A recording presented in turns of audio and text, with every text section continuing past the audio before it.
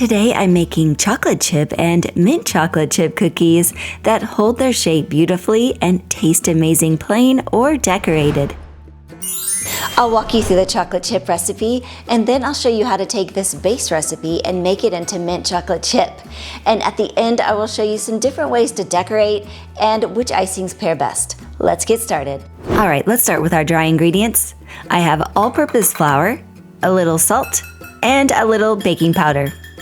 Give that a good whisk so everything is evenly combined, and then set that aside for later. Now for the mixer, you can use a stand mixer like this one or a hand mixer, either will work great. Add your butter to the bowl along with the brown sugar and granulated sugar. We're going to cream those together until they're light and fluffy. Next, add 1 room temperature egg. You want to make sure that it's at room temperature so that everything will mix together properly. Then add your vanilla extract and mix until it's fully combined.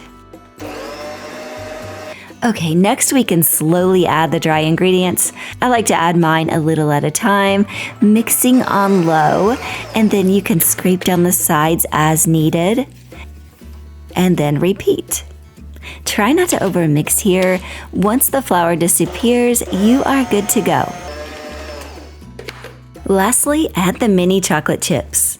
This mixer is really powerful, so I'm just going to pulse it until they're mixed in.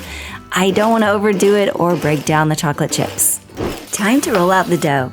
I sandwich mine between 2 sheets of wax paper, but parchment paper also works too. I'm using a guided rolling pin set to 5/16 of an inch. I really love this one, although the rings do occasionally pop off. I'm thinking maybe it's time for an upgrade, but you definitely want to get a guided rolling pin. Then we need to chill this dough for about an hour. This will help the cookies hold their shape and keep those nice clean edges that we want. Okay, while that chills, let's move on to the mint chocolate chip version. The flavor here is coming from peppermint extract and the addition of Andes mint candies. My grocery store never consistently carries the same mint chocolate chips, but they always have these. And honestly, I love the flavor, and there's always extras left over, and that is definitely a good thing. Chop these mints up pretty small. You want it to be about the size of mini chocolate chips. The process is the same as before.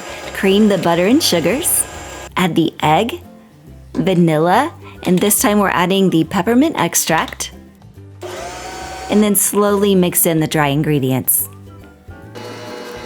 For that extra minty look, add 2 to 3 drops of green gel food coloring. It's totally optional, but it definitely makes it look like mint chocolate chip ice cream, and I definitely cannot resist that. Then we're going to slowly mix in half mini chocolate chips and half chopped mint candies. Pulse those until combined. Next, we're going to roll out this dough the same exact way and chill it too. Alright, both of my dough sheets are chilled, and next we need to let them sit at room temperature for about 5 to 10 minutes before cutting, especially if you're using plastic cutters. I am cutting out some flower shapes first, and sometimes the dough stays inside the cutter, which I actually love because then I can flip it over and check that all the edges are nice and clean. And look at that, that is just beautiful. Also, if your hands start hurting from pushing the cutters into the dough, you can use something like a bench scraper to push the cutter down. And same for my mint dough, I'm cutting out some shamrocks using a spatula here. I kind of like the bench scraper method best though. If you're using stamps, you want to lightly dust both the stamp and the dough with flour.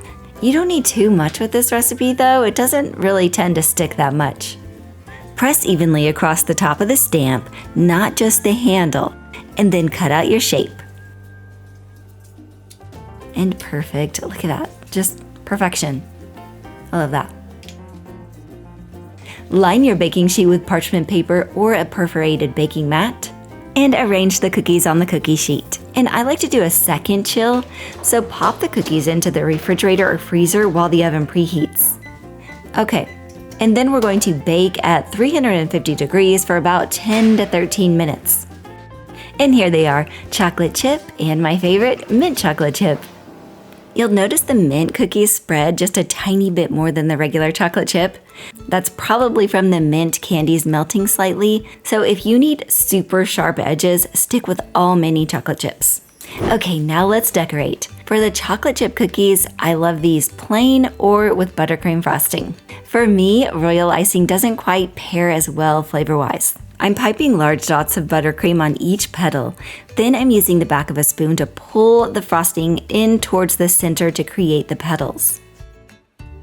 Add a pink dot in the middle and then some sprinkles. These are so cute and so perfect for spring. For the mint cookies, I like flipping them over and decorating the back side since it's flatter. I piped royal icing around the edge and dipped it in sprinkles. You can leave it like this or continue flooding the center with green royal icing for a full finish.